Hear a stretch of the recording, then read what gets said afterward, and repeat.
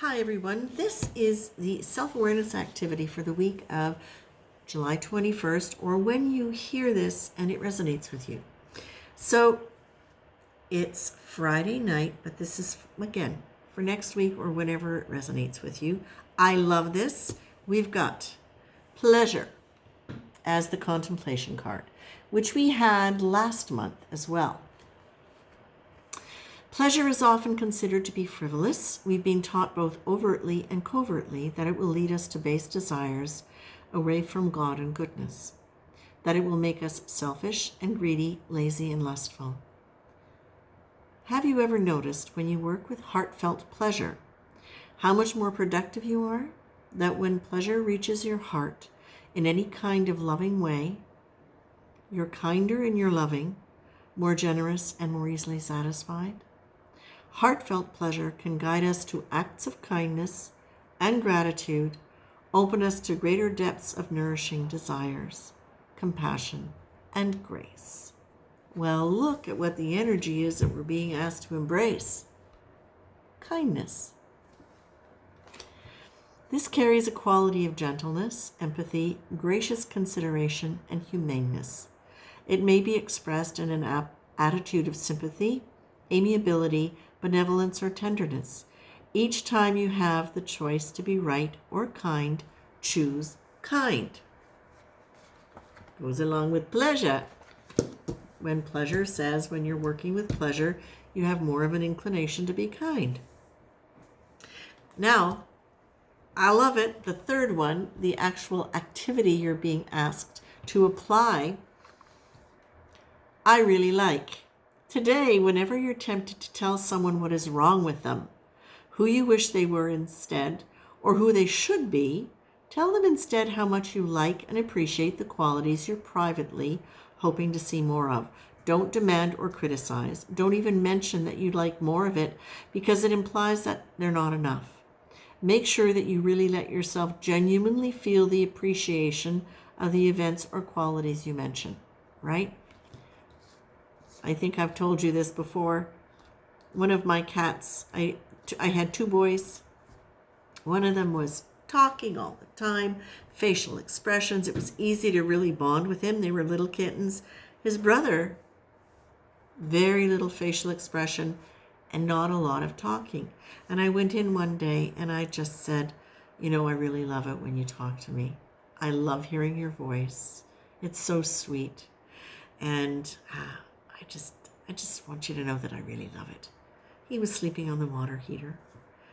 All of a sudden, he starts talking within the next couple of days. He starts really vocalizing. I know it sounds silly, but animals are very, very susceptible to the kind of energy that we create for them. And in that moment, all I did was I told him what I loved about him. That's all. What I find really fascinating is you get the pleasure card here. And it's saying when you're working in a state of pleasure, you're a lot more inclined to be kind.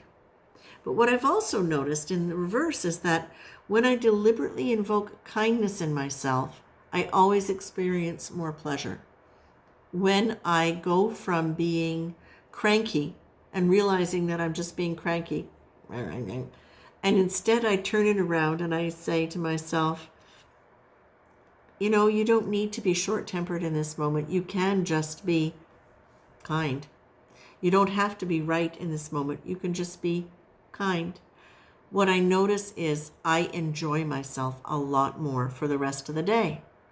It is something that really lifts the chemicals in the body. It lifts the frequency. You get a whole rush of really positive, good things for your being, for your physical being, and for your state of mind. What I think is really fascinating about this, the fact that we've got these three together, it's really all about staying in the positive. It's really all about focusing on what is pleasurable, what is kind, what is appreciated. And they all work together in a beautiful, beautiful trio. So as an awareness activity, what I would say is this: keep a lookout for when you have the tendency to want to be right instead of kind, and is it necessary? I always like the, the three-way test that they talk about in the Rotary Club. Is it the truth? Is it necessary? And is it kind? And that, I think, is a really, really good way to check in with yourself before you make comments on things. But also, listen, I think it's so important to pay attention to what our mind is doing too. I don't know if you guys do this, but I will sometimes find myself being cranky for no reason. Yes, it's true. It can be, excuse me, it can be too hot, or it can be not feeling quite right, and or frightened. Sometimes getting cranky and irritable is a way of going into fiery energy, not in a positive way, but it's going into a fiery energy, and that can kind of lift you out of complacency or fear.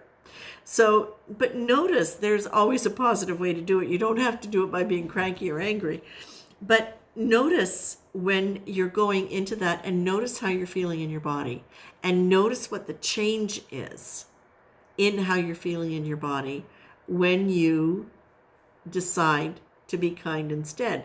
Conversely, notice how if you're not enjoying doing something and somebody calls you and interrupts you, like doing your taxes or something, or you're filing papers and it's a job you really don't like and you're not enjoying it, and somebody calls you, it's so much easier to be cranky or short-tempered with that person, or impatient. Whereas if you're doing something, okay, yeah, I got to do that. I've got to file these papers. Yes, I still use papers. I've got to do my taxes. I've got to do this chore that I don't want to be doing.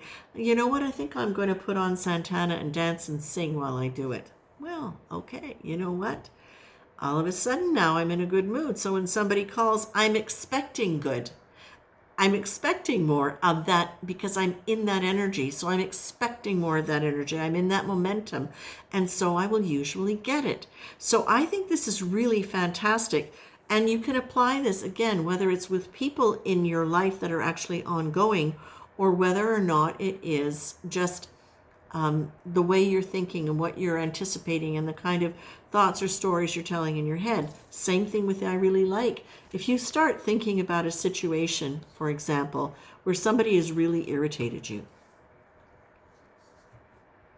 they haven't hurt you in any particular way. They haven't hurt you. It's just you find yourself not really resonating with that person in a way where you find yourself being impatient or kind of wanting to avoid them. And sometimes you'll start running over things to kind of justify that attitude in your head. What if you flip that and you go, okay, you know what?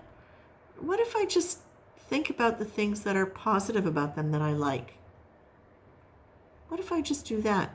And even if it's only in your head, you're still emitting an energy and you're putting it into the field about them. So on some level, they're getting it, right? And whether or not it reaches them, or whether or not it's just resonating in your field at that time for the next time you're in contact with them, it has an effect. It has an effect on your chemistry. It has an effect on your energy, and it has an effect on theirs. So you can play with this one in a multiplicity of ways. It doesn't have to always be in direct engagement. It can always be also in your thoughts. All right? So I leave you with that, my friends. Did I hold that up for you? I don't remember. I think I did.